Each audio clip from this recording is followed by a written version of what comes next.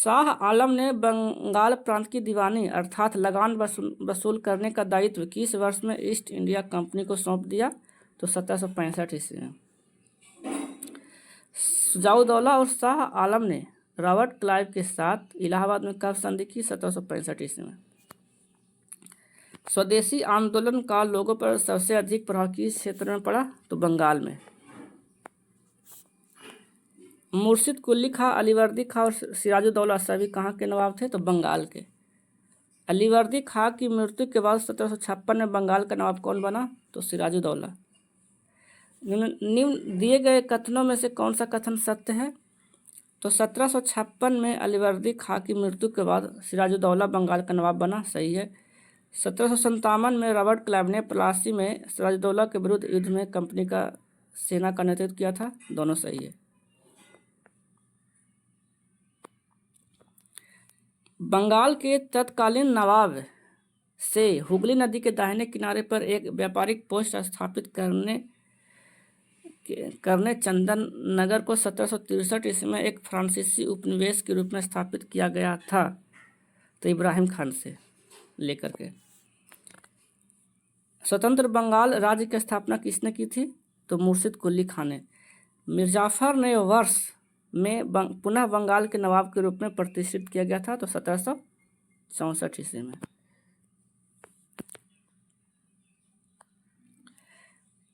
सत्रह सौ 1770 में भारत के बंगाल में किस घटना के परिणाम स्वरूप 1/3 आबादी की मृत्यु हो गई थी? तो भयंकर अकाल के कारण। कलकत्ता में ब्रिटिश भारत की राजधानी बन गया, तो 1772 ईस्वी में। 1905 से पहले ब्रिटिश भारत का सबसे बड़ा प्रांत कौन सा था? बंगाल। 1911 तक कौन सा शहर ब्रिटिश शासन की राजधानी थी? तो कलकत्ता। 1919 में निम्नलिखित में से कौन सी घटना नहीं घटी? तो बंगाल का विभाजन 1905 में, मॉन्टेगू चेम्सफोर्ड सुधार 1919 में, रॉलेट एक्ट पारित हुआ 1919 में, जालियांवाला बाग त्रासदी हुई थी 1919 में, तो ऑप्शन बी गलत है। वर्तमान कोलकाता का गठन 1690 ईस्वी में 3 गांवों कालीकट, गोविंदपुर और के सम्मेलन द्वारा किया गया था, तो वो कौन था? सुल्तानोथी। तीनों को मिलाकर के कलकत्ता का गठन किया गया था। किसको ब्रिटिश शासन से पहले भूमि की माप की इकाई के रूप में जाना जाता था? भूमि का आकार विविध था। बंगाल में अंग्रेजों ने इसे लगभग 1/3 एकड़ में मानकीकृत किया था, तो 1/3 एकड़ को 1 बीघा बोलते थे। कौन सा युद्ध दक्षिण भारत से होते हुए बंगाल तक फैल गया था? इस युद्ध में रॉबर्ट क्लाइव के नेतृत्व में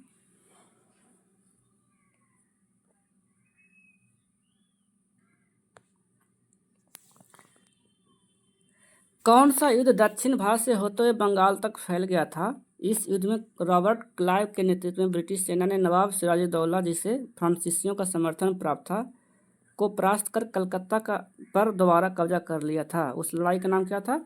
तो 1757 में प्लासी का युद्ध। प्लासी की लड़ाई सिराजुद्दौला और ब्रिटिश ईस्ट इंडिया कंपनी के लॉर्ड क्लाइव के बीच लड़ी गई थी। वो दिवस कब था? तो 23 जून 1757 को। 1757 के प्लासी के युद्ध के बाद ब्रिटिश ईस्ट इंडिया कंपनी से कौन सी प्लासी का बैरन बना? तो रॉबर्ट क्लाइव। 1757 का वर्ष भारत में ईस्ट इंडिया कंपनी के लिए एक महत्वपूर्ण वर्ष क्यों था? तो 1757 में प्लासी की लड़ाई में नवाब सिराजुद्दौला को हराकर अंग्रेजी ईस्ट इंडिया कंपनी ने बंगाल पर अधिकार कर लिया था। प्लासी के युद्ध के समय मुगल बादशाह कौन था? तो आलमगीर द्वितीय। प्लासी का नाम एक छोटा सा गांव जिसे प्लासी के युद्ध के लिए जाना जाता है, जो ईस्ट इंडिया कंपनी और नवाब सिराजुद्दौला के बीच लड़ा गया था, किस नदी के किनारे स्थित है? तो हुगली नदी के किनारे। भारत की धरती पर ईस्ट इंडिया कंपनी की पहली बड़ी और निर्णायक जीत कौन सी थी? प्लासी का युद्ध। प्लासी के युद्ध में सिराजुद्दौला की हार का मुख्य कारण क्या था? मीर जाफर के नेतृत्व वाली सेना ने भाग नहीं लिया था। माना जाता है कि भारत में औपचारिक ब्रिटिश शासन 1757 में के बाद शुरू हुआ था, तो प्लासी के युद्ध के बाद। किस लड़ाई में ईस्ट इंडिया कंपनी ने मैसूर पर कब्जा कर लिया? तो श्रीरंगपट्टनम की घेराबंदी। जो चतुर्थ अंग्ल मराठा युद्ध जो हुआ था 1799 में, उस युद्ध के बाद। तथा कथित ब्लैक होल त्रासदी कहाँ हुई थी? तो कलकत्ता में। सिराजुद्दौला ने किस शहर का नाम बदलकर अलीनगर कर दिया था? तो कलकत्ता को। अलीनगर की संधि अंग्रेजों के साथ किसने की? तो सिराजुद्दौला ने। प्लासी की लड़ाई में नवाब सिराजुद्दौला की हार का एक मुख्य कारण यह था कि उनके एक सेनापति के नेतृत्व वाली सेना ने युद्ध लड़ा नहीं था। उसका नाम क्या था सेनापति का? तो मीर जाफर नाम था।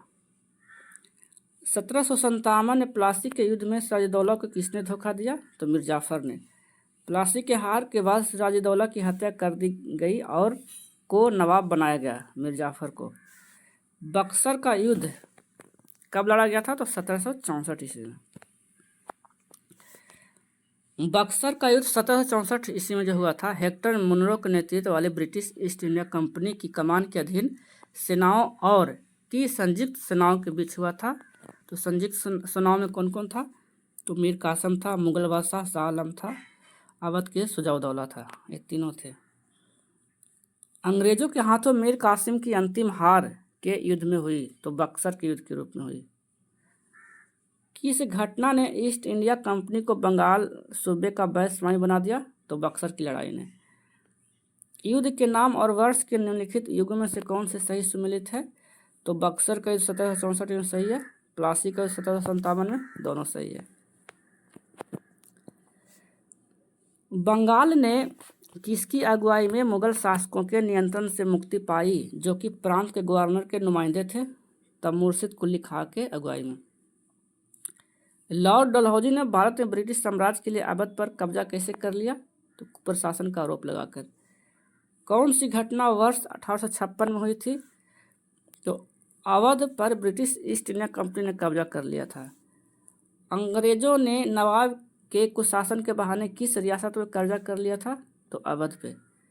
1856 में जब डलहौजी ने अवध पर कब्जा किया था, तब नवाब कौन था? तो वाजिद अली शाह, अवध के अंतिम नवाब भी था। अवध का अंतिम नवाब था तो वाजिद अली शाह। बाबा रामचंद्र ने औपनिवेशिक शासन के दौरान मुख्य रूप से किस क्षेत्र में किसान संघर्ष का नेतृत्व किया था? तो अवध से। हैदराबाद के अंतिम निजाम कौन थे? मीर उस्मान अली खान। किस संधि के कारण मैसूर राज्य का लगभग आधा क्षेत्र ईस्ट इंडिया कंपनी को सौंप दिया गया? तो श्रीरंगपट्टनम की संधि के द्वारा। 1761 में मैसूर का शासक कौन था? हैदर अली। मैसूर महल किसका निवास स्थान था? वोडियारों का। कर्नाटक में प्रसिद्ध मैसूर पैलेस के वास्तुकार कौन थे? Henry Irwin. एंग्लो मैसूर युद्ध 18वीं शताब्दी के दौरान मैसूर के शासकों और अंग्रेजी ईस्ट इंडिया कंपनी के बीच लड़े गए युद्धों की एक श्रृंखला है। तो कितना युद्ध लड़ा गया था? तो 4 युद्ध लड़ा गया था। मैसूर के खिलाफ किस लड़ाई में ईस्ट इंडिया कंपनी ने अंततः जीत हासिल की? तो चौथा एंग्लो मैसूर युद्ध के समय। किस युद्ध ने एंग्लो मैसूर युद्ध को समाप्त किया? तो श्रीरंगपट्टनम का युद्ध। एंग्लो मैसूर युद्ध के बाद ईस्ट इंडिया कंपनी ने बंगाल के गवर्नर के रूप में किसे नियुक्त किया गया? तो रॉबर्ट क्लाइव को। मैसूर साम्राज्य और ब्रिटिश ईस्ट इंडिया कंपनी के बीच द्वितीय एंग्लो मैसूर युद्ध कब लड़ा गया था? तो 1780 से 1784 के बीच। किस संधि पर हस्ताक्षर करके द्वितीय एंग्लो मैसूर युद्ध समाप्त हुआ? तो मंगलौर की संधि। किसका संबंध तीसरे एंग्लो मैसूर युद्ध और भारत में लोक सेवाओं की शुरुआत से है? तो कॉर्नवालिस का। टीपू सुल्तान की मृत्यु किस वर्ष अपनी राजधानी श्रीरंगपट्टनम की रक्षा करते हुआ था? तो 1799 को। टीपू सुल्तान के पिता कौन था? हैदर अली। टीपू सुल्तान में मैसूर का शासक बना तो 1782 ईस्वी में बना था। दिए गए कथनों में से कौन सही है? तो टीपू सुल्तान को मैसूर का टाइगर कहा जाता था, ये सही है। टीपू सुल्तान ने 1782 से 99 तक मैसूर पर शासन किया, ये दोनों सही है। टीपू सुल्तान के शासन के दौरान उनकी राजधानी कौन सी थी? तो श्रीरंगपट्टनम। टीपू सुल्तान के शासनकाल में उनके राज्य मैसूर की राजधानी कौन सी थी? तो श्रीरंगपट्टनम। टीपू के अंतर्गत भू राजस्व एकत्र किया जाता था तो मुख्य रूप से टिप्पू द्वारा नियुक्त सरकारी अधिकारियों द्वारा एकत्र किया जाता था। फ्रांसीसी क्रांति के आदर्शों से कौन प्रेरित था? टिप्पू सुल्तान। किसे भारत में रॉकेट तकनीकी के अगुवा होने का श्रेय दिया जाता है? टिप्पू सुल्तान को। टिप्पू सुल्तान का ग्रीष्मकालीन महल कहा जाता है किसको? तो दरिया दौलत बेग को ग्रीष्मकालीन महल था टिप्पू सुल्तान का। 1799 में श्रीरंगपट्टनम की जंग में टिप्पू सुल्तान की मृत्यु और मैसूर के पतन के बाद उस राज्य में किस राजवंश का आधिपत्य स्थापित हो गया था? तो बोडियारो का, ब्रिटिश के साथ सहायक संधि के तहत। अंग्रेजी ईस्ट इंडिया कंपनी ने पुर्तगालियों को हराया किस लड़ाई में? तो सुवाली की लड़ाई में। सारागढ़ी का युद्ध किस वर्ष लड़ा गया था? तो 1897 में। वर्ष में मराठों के आत्मसमर्पण के बाद तीसरे एंग्लो मराठा युद्ध का अंत हुआ और मराठा साम्राज्य का अस्तित्व समाप्त हो गया था 1818 ईस्वी में। तीसरे एंग्लो मराठा युद्ध के बाद पेशवा को पेंशन के साथ कहाँ भेजा गया था? तो बिठूर में। 1845-46 ईस्वी की अवधि के दौरान प्रथम ओंगल सिख युद्ध हुआ था। वर्ष में एंग्लो सिख युद्ध में सिखों को हराने के बाद अंग्रेजों ने पंजाब पर कब्जा कर लिया किस वर्ष में? तो 1849 ईस्वी में। मराठा साम्राज्य और ईस्ट इंडिया कंपनी के प्रतिनिधियों ने किस वर्ष सलवाई की संधि पर हस्ताक्षर किया? 1782 ईस्वी को। प्रथम एंग्लो बर्मा युद्ध पर हस्ताक्षर के साथ समाप्त हुआ एंडावो की संधि के तहत।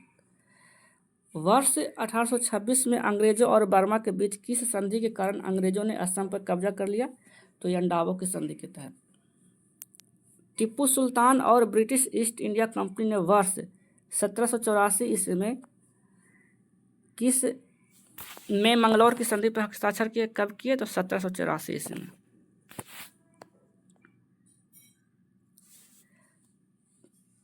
पहला मैसूर युद्ध अंग्रेजों और हैदर अली के बीच 1767 से 69 ईस्वी में लड़ा गया था जो समाप्त हुआ मद्रास की संधि के द्वारा।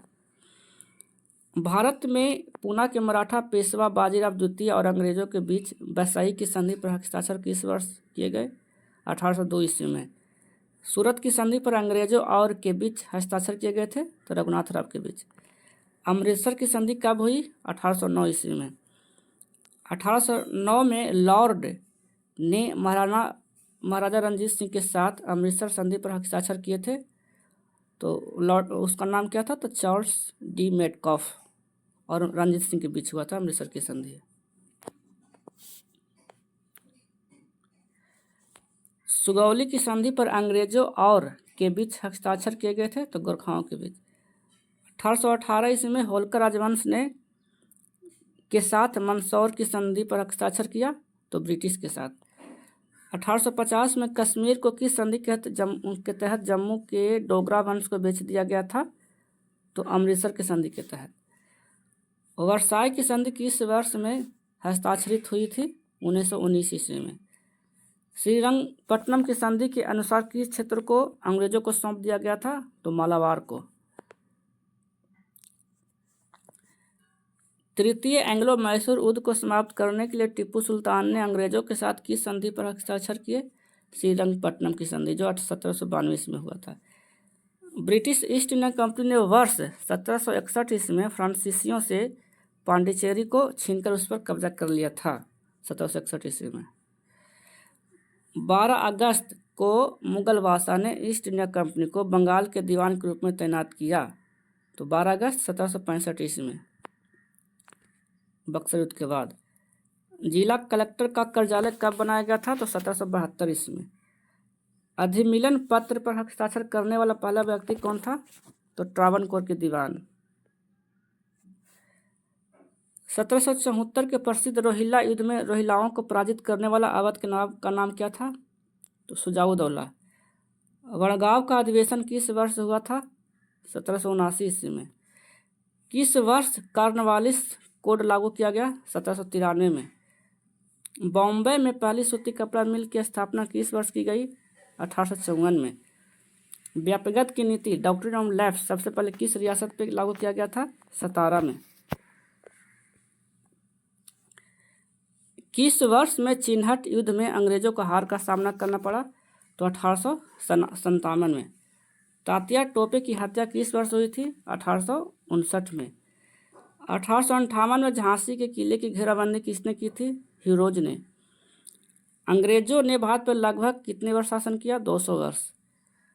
भारत में ब्रिटिश शासन के दौरान गोमास्त क्या था? तो बुनकरों की निगरानी और आपूर्ति करने और कपड़े की गुणवत्ता की जांच करने के लिए एक वेतनभोगी नौकर।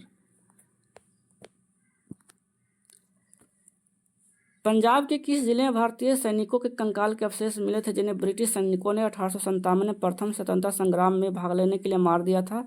उन्हें मार्च 2014 में खोजा गया था। तो अमृतसर में। भारत के किस राज्य में अहोम वंश का शासन था? असम में। तालाताल घर भारत के किस राज्य में स्थित एक ऐतिहासिक स्मारक है? असम में। अहम विद्रोह 1828 का नेता कौन था? गंगाधर कुंवर। भारत के उत्तर पूर्वी भाग में त्रिपुरा के पूर्व रियासत पर किस वंश का शासन था? माणिक्य वंश का। 18वीं शताब्दी के भारतीय युद्धों के संदर्भ में पैदल सेना के सैनिकों द्वारा इस्तेमाल किए जाने वाले भारी बंदूक को क्या कहा जाता था? मस्कट। अफीम युद्ध में भारत के किस पड़ोसी देश के खिलाफ ब्रिटेन ने भारतीय सिपाहियों और ब्रिटिश भारतीय सेना का इस्तेमाल किया? तो चीन के खिलाफ। ब्रिटिश राजस्व अभिलेखों में एक राजस्व संपदा है जो एक गांव या गांवों का समूह हो सकता है। तो कौन सा? महल।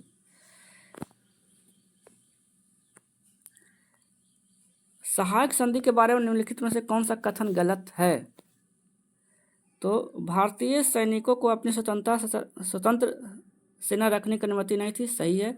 भारतीय शासकों को सहायक बलों के लिए भुगतान करना पड़ा। ये भी सही है।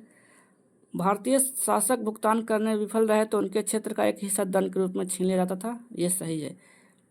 अवध का नवाब पहला शासक था जिसने अंग्रेजों पर सहायक संधि थोपी थी। ये गलत है ऑप्शन। आज़ादी से पहले किस भारतीय क्षेत्र को काला पानी के नाम से जाना जाता था? अंडमान निकोबार द्वीप समूह को। ईस्ट इंडिया कंपनी की सेना के संबंध में निम्नलिखित में से कौन सा युग्म सही है? तो सवार का था। घुड़सवार को सवार के नाम से जाना जाता था। अब पैदल सेना के सैनिकों द्वारा इस्तेमाल की जाने वाली भारी बंदूक को मस्कट कहा जाता था। द्वितीय कर्नाटक युद्ध के दौरान फ्रांसीसी सेना का नेता कौन था? तो जोसेफ फ्रांकोइस डुप्लेक्स था। श्रीरंगपट्टनम किला कहाँ स्थित है? तो कर्नाटक में। वडियार वंश का शासन किस स्थान पे था? मैसूर में। जब अंग्रेजों ने कित्तूर राज्य पर कब्जा करने की कोशिश की तब किसने हथियार उठाया और ब्रिटिश विरोधी आंदोलन का नेतृत्व किया? रानी चेन्नम्मा ने।